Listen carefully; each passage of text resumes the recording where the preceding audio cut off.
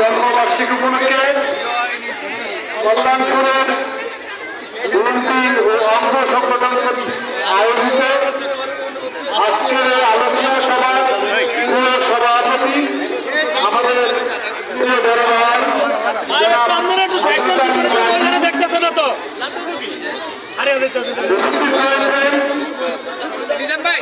জাতীয়তাবাদী ছাত্রদলের ছাত্রদলের নির্বাচিত সাধারণ সম্পাদক বিএনপি চাঁদপুর জেলার যুগ্ম সাধারণ সম্পাদক আমাদের সকলের প্রিয় মানুষ রাফিউল সাদার আসিম উপস্থিত রয়েছেন আমাদের সুপ্রিম কোর্টের অ্যাডভোকেট আশু জাসাফের আহমেদুল হাসিন চট্টগ্রামের কামরুজ্জামান হাসিন বশির পারভেজ সহ অনেক ব্যক্তিবৃন্দ আছেন। আমার পাশে দাঁড়িয়ে আছেন আমাদের আরেক বড় ভাই যিনি অত্যন্ত একজন ভালো সংগঠক আমার আরেক ছোট ভাই ঢাকা থেকে এসেছে অত্যন্ত স্নেহধন্য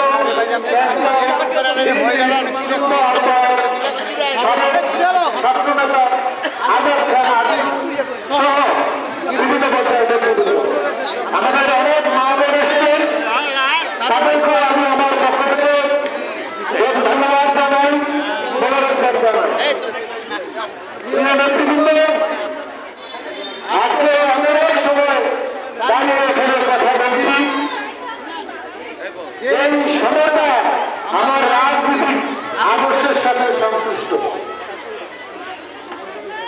আমি যে আদর্শ ধারণ করি এবং যে আদর্শ নিয়ে দেশ গড়ার স্বপ্ন দেখি, দেশের জন্য কাজ করার স্বপ্ন দেখি, সেই আদর্শ বিষয়ে দাঁড়িয়ে আমার কথা আমার আদর্শের জনক সেই রাষ্ট্রপতি জিয়া রহমান।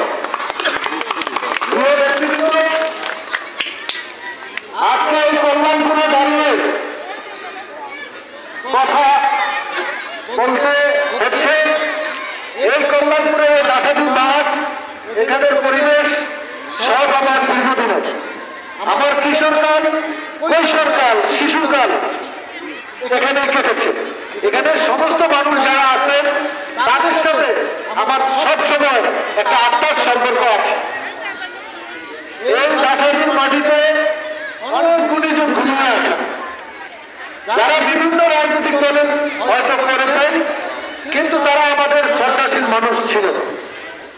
তাদের মধ্যে অন্যতম হল এই ইউনিয়নের সাবেক চেয়ারম্যান হুমায়ুন কবির সাহেব। আমি তাকে অনেক রেসপেক্ট করি, এখনো করি। ওনার বাবা বিশিষ্ট বুদ্ধিজীবী ইন্ডিয়ান মাটিতে ঘুমিয়ে আছে।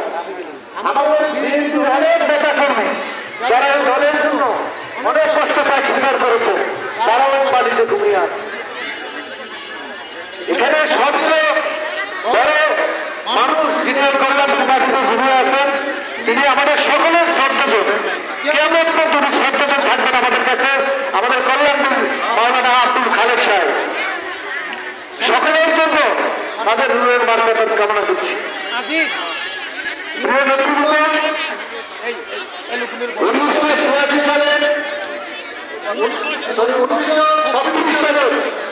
19 জানুয়ারি বগুড়ার বাগবাড়িতে জন্মগ্রহণ করেছিল এক মহাপুরুষ, তার নাম জিয়াউর রহমান। আপনারা জানেন জিয়াউর রহমান মানে বাংলাদেশের স্বাধীনতা সার্বভৌমত্ব, জিয়াউর রহমান মানে বাংলাদেশের মুক্তিযুদ্ধ। আমরা স্লোগান দিয়েছি ঢাকা বিশ্ববিদ্যালয়, স্বাধীনতার অপর নাম জিয়াউর রহমান, মুক্তিযুদ্ধের অপর নাম জিয়াউর রহমান।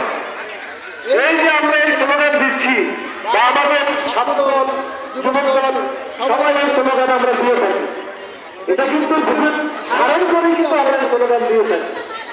কারণ বাংলাদেশে একটা মানুষ দেখা যিনি স্বাধীনতার ঘোষণা দিয়েছেন, মুক্ত রণাঙ্গনে মুক্তিযুদ্ধ করেছেন, দেশ স্বাধীন করে আমাদের নাম কবিতার কথা অবদান দিয়েছেন। পরবর্তীতে জনগণের মেলবন্ধে রাষ্ট্র ক্ষমতায় অধিষ্ঠিত জনগণের সেবা করেছেন। মৃত্যুর আগ পর্যন্ত তিনি জনগণের কল্যাণে কাজ করেছেন। তিনি বিশ্বাস করতেন প্রথম বাংলাদেশ আমার শেষ বাংলাদেশ, জীবন বাংলাদেশ আমার মরণ বাংলাদেশ। ইনারা জীবন দিয়ে সেটা প্রমাণ করে দিয়েছে। আপনারা জানেন জিয়াউর রহমান একমাত্র রাষ্ট্রপতি যিনি সৎ, দেশপ্রেমিক এবং ভিশনারি লিডার ছিলেন, যাকে বলা হতো বাংলাদেশের অন্যতম ভিশনারি লিডার। তার দ্বারা শত্রু তারাও স্বীকার করে যে জিয়াউর রহমানের মধ্যে ভীষণ ছিল। বাংলাদেশকে এগিয়ে নেওয়ার জন্য যা যা করার তিনি তাই করেছেন। বাংলাদেশের একটা স্বাধীন সার্বভৌম রাষ্ট্র হিসাবে টিকে ছিল এবং এখন পর্যন্ত টিকে আছে, সেটার বীজ বপন করেছে ওই রাষ্ট্রপতি জিয়াউর রহমান। তার আগে তিনি রাষ্ট্র ক্ষমতায় অধিষ্ঠিত হওয়ার আগ পর্যন্ত বাংলাদেশের দানাদার রাষ্ট্রের অংশ ছিল। আমি তো তোমার শক্তি বিভিন্ন অপশক্তি বাংলাদেশকে বিভিন্নভাবে শাসন এবং শোষণ করেছে। জিয়াউর রহমান একমাত্র ছিলেন তিনি বাংলাদেশকে দানাদারি থেকে মুক্ত করেছেন। প্রিয় বন্ধুরা, বাংলাদেশে নানা জনগোষ্ঠী আছে, বাঙালি যেমন আছে, উপজাতি আছে, চাকমা আছে, মারমা আছে, বৌদ্ধ আছে, খ্রিস্টান আছে, নানা ধর্ম বর্ণ মানুষ এখানে বসবাস করে। তাদের প্রত্যেকের আসলে বাংলাদেশ। কিন্তু যারা বিদেশে আসেন বা বিদেশে যান, তারা দেখবেন তাদের পাসপোর্টে অথবা এয়ারপোর্টে যখন ইমিগ্রেশন কাজ করেন সেখানে ন্যাশনালিটি লেখা থাকে। জিয়াউর রহমান রাষ্ট্র ক্ষমতায় আসার আগে এটা ছিল না। তিনি বাংলাদেশের সকল জনগোষ্ঠীর কথা চিন্তা করে একটা নতুন পদক্ষেপ নিয়ে আসছেন স্বাধীনতার সার্বভৌমের ভিত্তিতে, সেটা হলো বাংলাদেশের জাতীয়তাবাদ।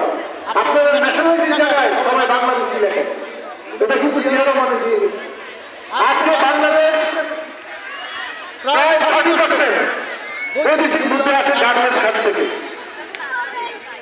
এটা প্রথম জিয়াউর রহমান শুরু করে দিয়েছিলেন, আজকে সব দিকের মতো বড় হয়েছে। বাংলাদেশে মানুষের কাজ ছিল না। ৭৫-এর পূর্বে আপনারা দেখেছেন কি ভয়াবহ দুর্ভিক্ষ ছিল, মানুষ কাজও পায় না, খেতেও পায় না। জিয়াউর রহমান প্রথম মধ্যপ্রদেশে যে সেখানে রাজা বাদশাদেরকে পরিণত করে বাংলাদেশের মানুষের কাজ করার সুযোগ করে দিয়েছেন। সেটা হলো বিদেশে আমরা যে ম্যান পাওয়ার রপ্তানি করি, সেটা জিয়াউর রহমান শুরু করেছিলেন। আজকে বাংলাদেশে যেখানে যাবে সেখানে প্রত্যেক করে একজন একজন লোক বিদেশে অবস্থান করে বাংলাদেশের জন্য অনেক বৈদেশিক মুদ্রা নিয়ে আসে। এটা কে করেছে? জিয়াউর রহমান। আজকে চতুর্দিকে তাকাতে দেখবেন যে অনেক দোতলা তিনতলা বিল্ডিং আছে। এই বিল্ডিংগুলোর মালিককে যারা বিদেশে থাকে, বিদেশে যারা কাজ করে, তারাই তাদের গ্রামের বাড়িতে দোতলা তিনতলা বিল্ডিং করেছে। এই শুরুটা কে করেছে? সেদিন যদি সেটাকে চিন্তা না করতেন যে আমার দেশের এখানে বেকার মানুষ থেকে লাভ নাই, তাদের জন্য আমি কোনো ব্যবস্থা করতে পারি, এই লোকগুলো আমাদের জন্য অনেক বৈদেশিক মুদ্রা আনতে পারবে। আজকে কিন্তু আমরা অনেক অংশে স্বয়ংসম্পূর্ণ হয়েছি। এটা কে করেছে? জিয়াউর রহমান। জিয়াউর রহমান প্রথম মধ্যপ্রদেশের সাথে বাংলাদেশের একটা নিবিড় সম্পর্ক তৈরি করেছে। সেটা যদি না হতো তাহলে ৭৫ সালের পরে সৌদির মধ্যে বাংলাদেশকে স্বীকৃতি দিত না। সেটাও জিয়াউর রহমানের কারণে হয়েছে। আজকে আমরা যেই রাষ্ট্রে দাঁড়িয়ে আছি, আজকে স্বয়ংসম্পূর্ণ হয়েছি, তার আগে দুর্ভিক্ষ ছিল। সেই দুর্ভিক্ষপীড়িত রাষ্ট্রকে তিনি খাদ্যে স্বয়ংসম্পূর্ণ করেছেন ওনার সাল খনন কর্মসূচির মাধ্যমে। সেখানে তার আমলে প্রথম বাংলাদেশ খাদ্য নিজেদের চাহিদা মিলিয়ে বিদেশে রপ্তানি আমরা করি।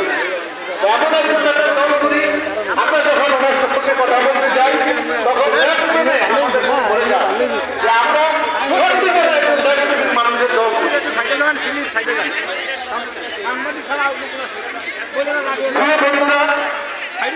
অনেক কথা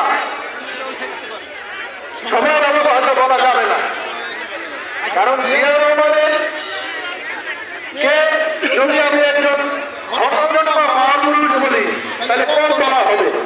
তার ৩.৫ বছরের শাসন আমলে বাংলাদেশ কোন জায়গায় চলে গেছে, যারা বিবেকবান মানুষ তারা যদি চিন্তা করেন একবার আমি স্বীকার করবেন যে আজকের এই পরিস্থিতি বা এই দেশের জন্য সেই জায়গায় চলে যাচ্ছে, এটা জিয়াউর রহমান সাফ করে গেছে।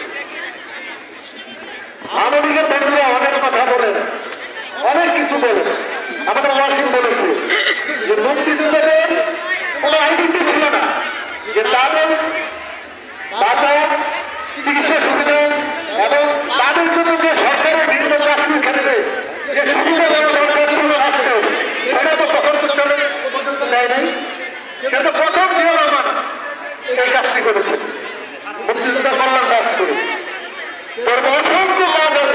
যেটা জিয়া রহমানের আমলে হয়েছে।